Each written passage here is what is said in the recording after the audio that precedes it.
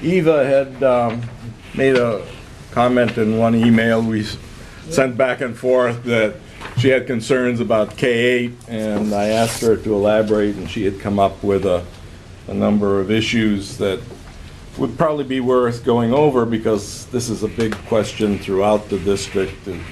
For those who weren't aware of it, when Dr. Brizard was here, he wanted to have all the schools be K-8.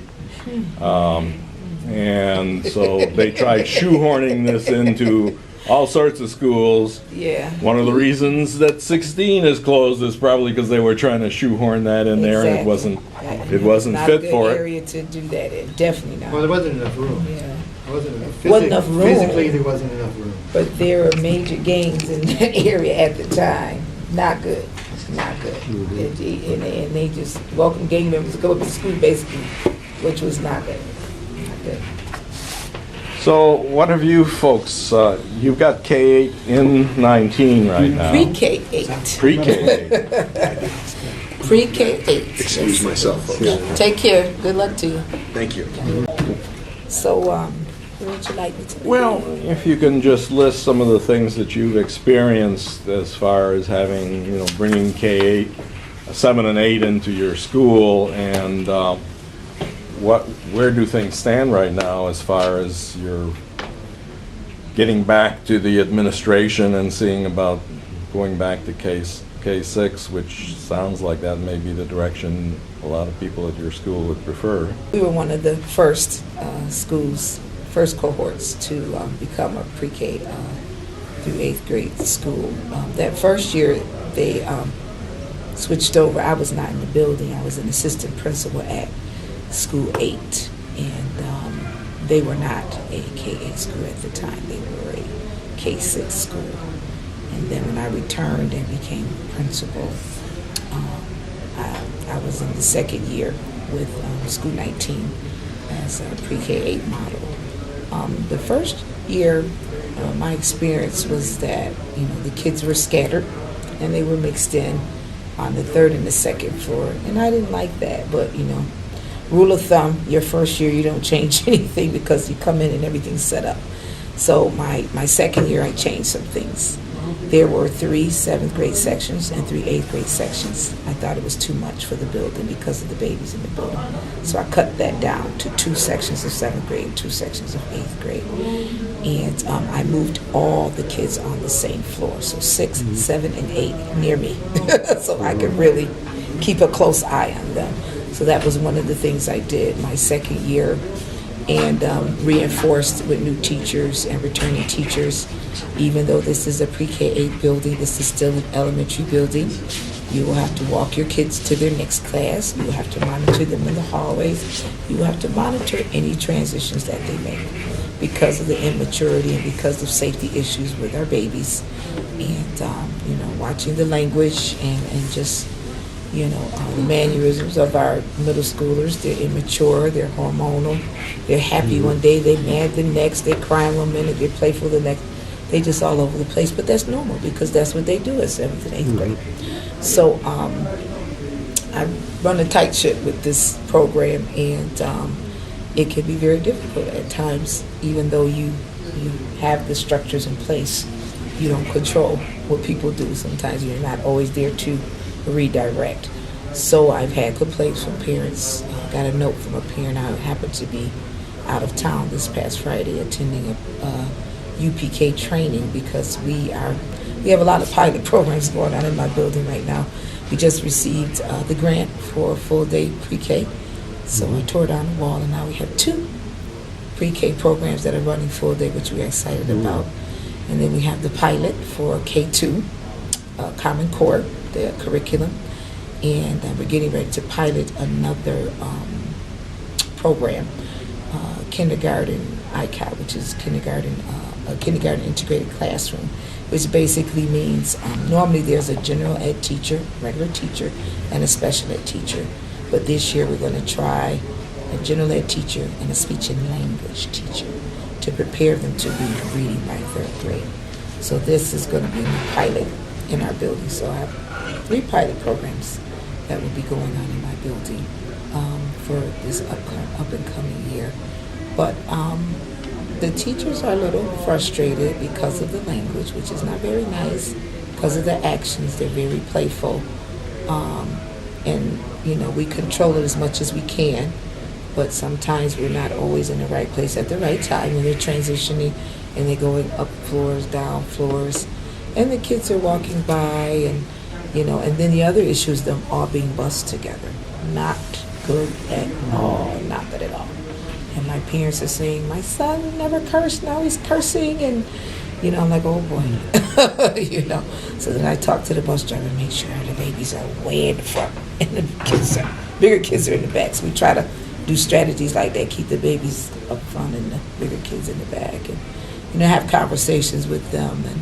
And also, I revised my PBS plan, positive behavior plan for our students. So it's called SOAR, being safe, on task, accountable, and respectful.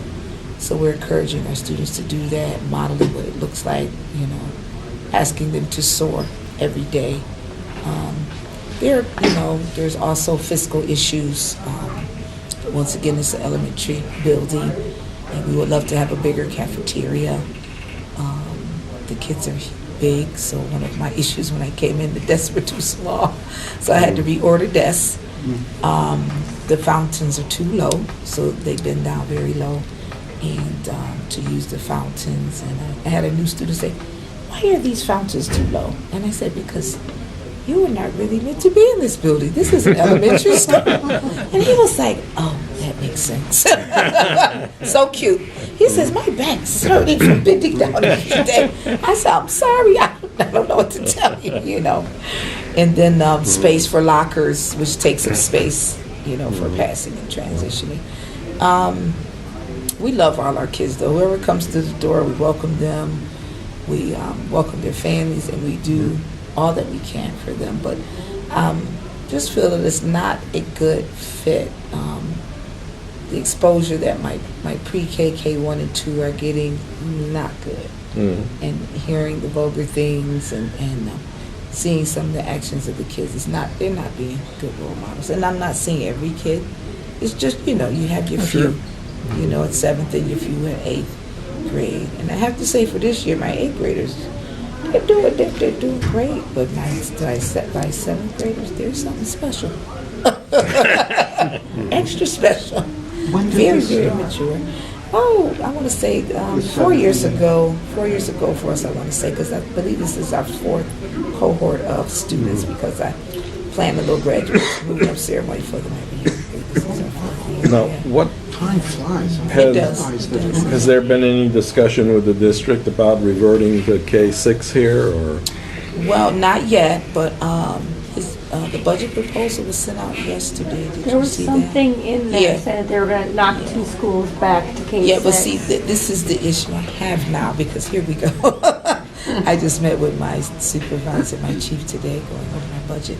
So the issue is, I noticed that my colleagues in the Southwest area are going back to K6. So where are all their kids going? Might be my building. Front loading me here. So 29 is proposed to go back to a K6. 2 school and 44 is going back to a K6.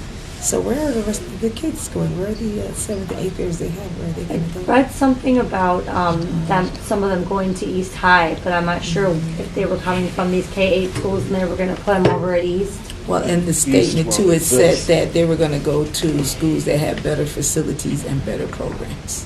Of course, we have great programs at our school. When they built the new school on Genesee Street, what do they call it now? I don't even know. Wilson Feeder. Wilson Foundation. Yeah, Oh, that yeah, was supposed to be yeah. a middle school. Right. It was built, I mean, it's Well, built. Freddie Thomas was supposed to be the hub Yeah. for middle Yep. school. That whole Yeah. building, it was. Right, At one point. yeah. Be right. nice if it, Yeah, you because know, those went back. It's two, huge. It's perfect. right, those for- 2 buildings Yeah. were built for designated those for middle students. school. Yeah. And so that, if they're looking for a place to put them, there are schools right there. Well, what Freddie, yeah. what is it now? I can't keep up Freddie with it. Thomas? No, So Wilson Foundation has become a feeder school for Wilson High School. Right, but So what- now it's K. it's 8. K? It's K8. They're growing down. It They added also K last houses year. a high school, Yeah, seeing it. Rochester. Yeah, it houses the College Rochester International Early High College. School. So upstairs is Rochester Early. It's 2 schools in one. So upstairs is Rochester Early College, and the rest of the area is, They have all of It's these K-8. highfalutin names. I know. You know, they. Confusing. Mr. Dingberg. Yeah, Yeah, what does it mean? it sounded like we got a note from Jackie Farrell saying that she'd heard that the 7 and 8 were being taken out of 44 and that they would be going to, she Yeah. thought it was east, Oh, okay, good. which, I don't know, that may be the case. I had talked to Ray So difficult. They've rebuilt those. Giammartino, who is the chief in Yep. charge of 44 and some of the other Right, schools that yeah. are having transition problems. And he said they were in the process right now, that the district was in the process of trying to identify which schools would house Right. the middle schools. It sounded like there was going to be something in the southwest, but I don't know. Uh-huh. Yeah. Seems like he said. Yeah. Last year I argued I'm with not both. sure what's gonna happen, but I'm curious. K through 12. Nobody's talking. That's even stupider. Yeah. But I'd argued last year with Vargas and with the school board, to get rid of K-8 and go to K-6. Mhm. Yeah. One of the barriers to that is in the state funding of the FMP, the first version of that, Uh-huh. that included schools going to K-8. Yes, you're right, because my FMP has So extra that got in it, sections. so of it's 7, 8. nuts. Yeah. But in New York State, teachers K through 6 are accredited separately than Mhm. 7 and 8. That's correct. So K-8 gives you a 20% inefficiency in teaching. Mhm. I mean, these are the numbers actually probably Patty gave me last Yeah, I year. think we Who was it on the state level that was so brilliant to come up with that structure? I don't know. Who was in charge of it? Is it John King who makes all these Well, decisions? no, No. no, no, No, no. that's district level stuff. Oh. Yeah. Board members and superintendents. Syracuse is almost all K-8. Are they really? There's 2 middle schools. Whoa. Everywhere else is K-8. Wow. Yeah, that's how it was when the first school I went to in New York City. Really? Yeah, and then after 6th grade, I could have stayed there, I guess, but then I went to a junior high school, which was wonderful. It was, you know, their whole thing, and this was back Right. in the 50s, Yeah. was tolerance, equality, and integration. Mm-hmm. You know, it was a wonderful school. 19 used to be K-5, and then Intrim Junior High was 6, 7, 8, and then there was the other schools. Because I went here, and then I went to Intrim, and then I went to the New Edison. So that was my educational journey there. So to see a K-8 was like a new thing to me too. So, you know, I wasn't involved in the K-8 building. Yeah, our parents would love to see it go back to a pre-K-6. It's just not a good mix. So have you had any discussions with Dr. Vargas on that? Or? No, I have not, but I did share my concerns with my chief. I did. Mhm. And, you know, I think they're looking at that, and they're looking at the data, you know, the discipline data, the academics and all of that. I really believe they need their own building. The issue we have is we've been growing ours up through the building, but then we're getting new students from all over and mixing it with what we've grown. And so it's not good. No matter how good a job you do Right. internally, they Right. pump them in from somewhere else. Right, and they come in with, you know, some trauma, Mhm. some serious issues, and that's the other piece. When they come in with some major trauma, they need to also come in with those supports to help them. Mhm. You know, like the mental health and the therapy and the counseling and all of that. You don't have that here? Yeah. Not mental health. We have a social worker and a middle school counselor who is part-time. Well, last year I was working with a kid, 3rd grader, on the spelling words in the Uh-huh. hallway. And he said, I don't want to be in the hall. I said, why not? I said, because the 7th graders. And this is when Freddie Thomas was still there. So I said, oh, is that the Freddie Thomas kids? He said, no, it's 16 kids. I said, I'm here with you. Don't worry. Aw. But he was scared. Yeah. Mhm.